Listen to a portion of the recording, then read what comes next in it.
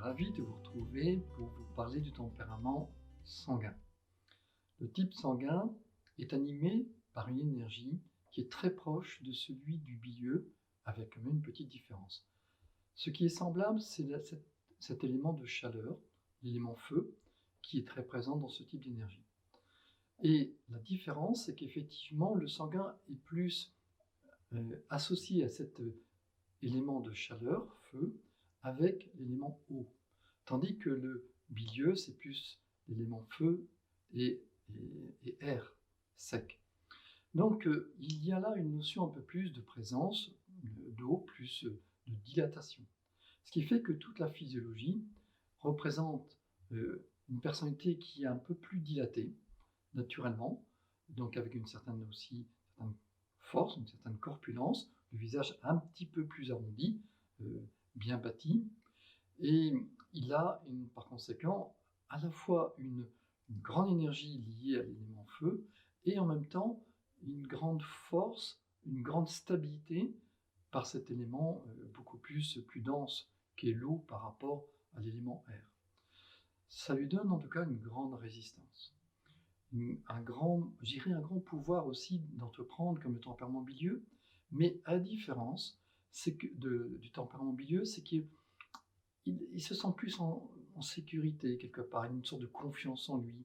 Il a un côté expansif, enthousiaste, qui est très entraînant pour les autres, très communicatif.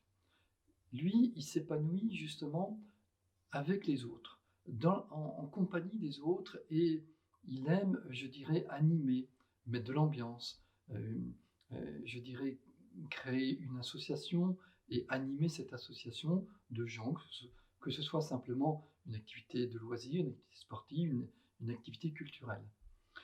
Il a tendance aussi un petit peu à déborder sur le territoire des autres. C'est sa nature, mais en même temps, il a un côté jovial, sympathique et très agréable. D'ailleurs, son inconfort serait peut-être justement de ne pas se sentir toujours accepté par les autres. Ce serait sa difficulté, et ce qui donnerait beaucoup de tension et de stress. Donc, lui, par conséquent, ce qui peut aggraver son énergie du type sanguin, c'est être dans un climat chaud, humide, à son image, mais en excès. Par exemple, la chaleur un peu tropicale.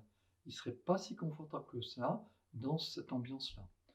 Il a besoin, au contraire, d'être plus, je dirais, dans un sauna que dans un hammam, par exemple, parce que c'est chaud et sec. Ce serait plus confortable.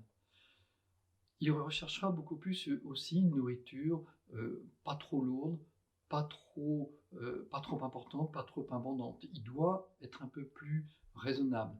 Mais pourtant, c'est franchement l'épicurien qui adore avoir du monde autour de lui à table et partager des très bons plats. Le tempérament sanguin, quand il devient un peu excessif, il devient beaucoup plus, il peut aussi, un peu comme le bilieux être plus un peu irritable, un peu plus emporté, mais aussi il peut se faire un peu, je dirais, un petit peu de prise de poids, et de faire attention, de ne pas trop se dilater, et donc peut avoir cet inconvénient-là. Les huiles essentielles qui sont très relaxantes pour lui, qui lui font du bien pour son confort intérieur, on va les retrouver dans la famille des esters, parce que c'est une famille d'huiles essentielles qui sont relaxantes, apaisantes et pareil, rafraîchissantes.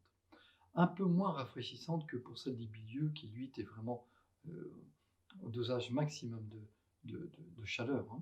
Donc c'est beaucoup plus tempéré, avec la lavande, le petit grain, le géranium rosa aussi, éventuellement un peu l'ylang-ylang, la camomille romaine. Donc voilà les huiles essentielles qui peuvent être intéressantes pour ce tempérament sanguin, et de les choisir en priorité par rapport à d'autres huiles essentielles relaxantes, lui sera beaucoup plus favorable, et ce sera beaucoup plus pertinent en tout cas pour obtenir l'effet attendu, donc l'effet de détente et de relaxation.